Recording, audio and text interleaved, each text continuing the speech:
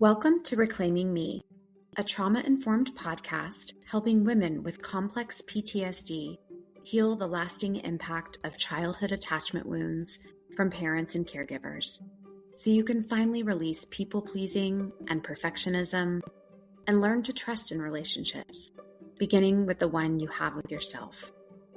I'm your host, Cindy Payne, therapist, trauma specialist, and a woman who has walked this path both personally and professionally. Look, everybody, this is the midweek Reframe. And if you have not listened to Monday's full-length episode yet, I really want to encourage you to go back and do that first, because I shared something in that episode that I have held close to me for a very, very long time. And today I want to take the hardest part of that story and offer you something to carry into your week from it. So here is what I want to focus on today. One reframe, one practice, one question. In Monday's episode, I talked about my postpartum experience, the depression, the panic attacks, the intrusive fears about my son. And I talked about the belief that I carried out of that season, and that was that my body was turning on me, that I was being punished, that the sensations that I was feeling, the racing heart, the tightness, the waves of dread, were just all evidence that something inside of me was fundamentally broken. And I carried that belief for years, quietly, with a lot of shame. And here is the reframe that changed everything for me. And I want to offer it to you today, regardless of if you are a mom or not, if you had postpartum, or maybe just your regular old depression and anxiety that we do carry. And that is this: your body is always communicating. It is not failing. Let me say that again. Your body is communicating. It is not failing. And when tension spikes, your nervous system is preparing for something. When panic arrives, your threat response is activating. When you go numb, your system is protecting you from something that it has decided is too much to feel right now. And none of these are your body betraying you. Rather, all of them are your body's way of doing exactly what a body shaped by trauma has learned to do. Now, I know, and I say this from deep personal experience, that in the middle of a panic attack, this reframe can feel absolutely inaccessible. When your heart is racing and your chest is seizing and the dread is moving through you like a current, being told that your body is communicating and not failing you is a little bit like being told to relax. It does not land. It did not land for me. In fact, it almost made it worse. So I'm not asking you to believe this reframe fully right now, okay? In the middle of a sensation. That's not the time for us to try to find the truth in that. I'm asking you to practice it in the quieter moments, to plant it somewhere in your nervous system so that when the sensation does arrive, there is a slightly different story already waiting. So here is the practice that I want to offer you this week. And it's a small one, and it's a doable one. And it is genuinely one of the most useful things that I know. And that is this: the next time a physical sensation spikes, so maybe that's some tightness somewhere in your chest or your shoulders or your jaw, or maybe it's the racing heart or the wave of anxiety or dread. Before the story takes over, I want you to try this. First, name it without interpreting it. Not something is wrong with me, just there's tightness in my chest.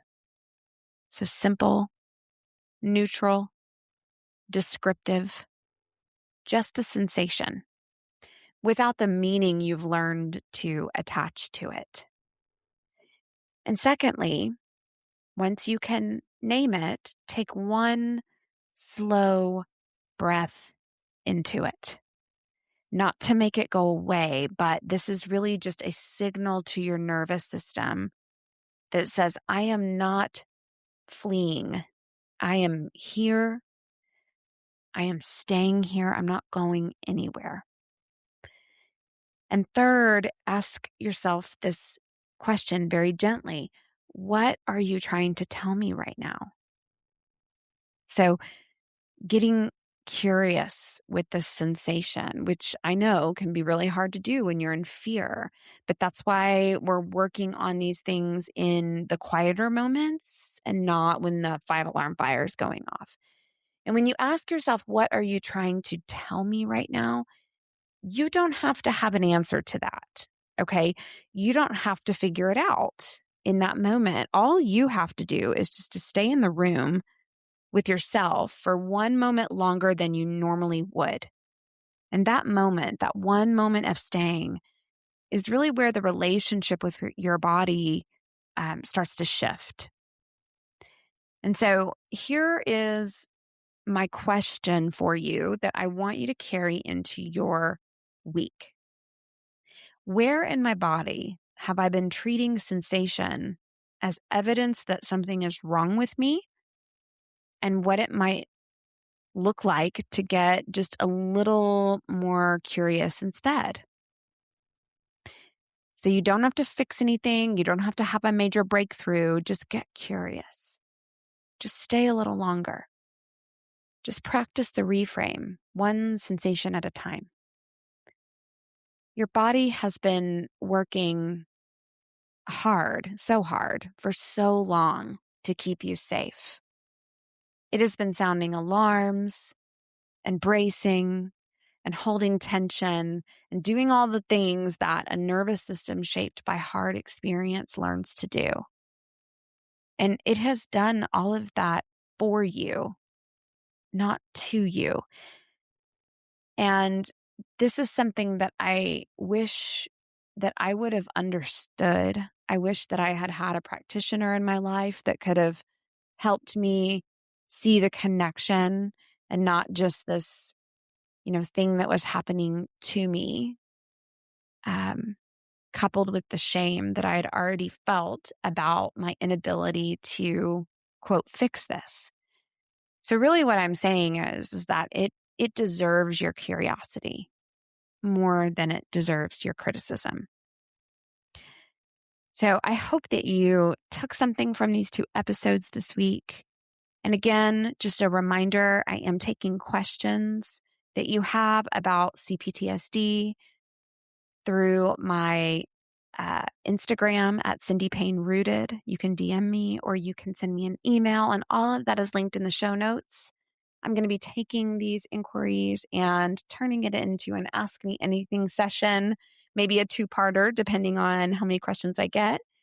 And that's going to come later this summer. So in the meantime, I will see you back here next week.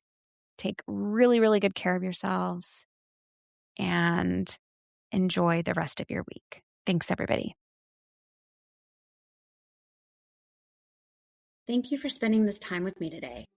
I hope you leave feeling a little lighter, a little more grounded, and a little closer to trusting yourself and your inner experience.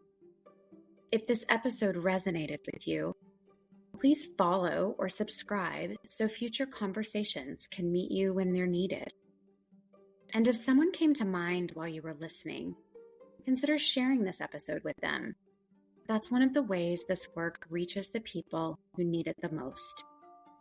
You can find me on Instagram at Cindy Payne Rooted, and you can also visit me at cindypayne.com, where you'll find all episode links, blog posts, practice updates, and a free people-pleasing style quiz designed to help you notice your patterns with more compassion. And remember, every small step towards healing, self-trust, and presence matters. You are worthy of this journey. Thanks, everyone.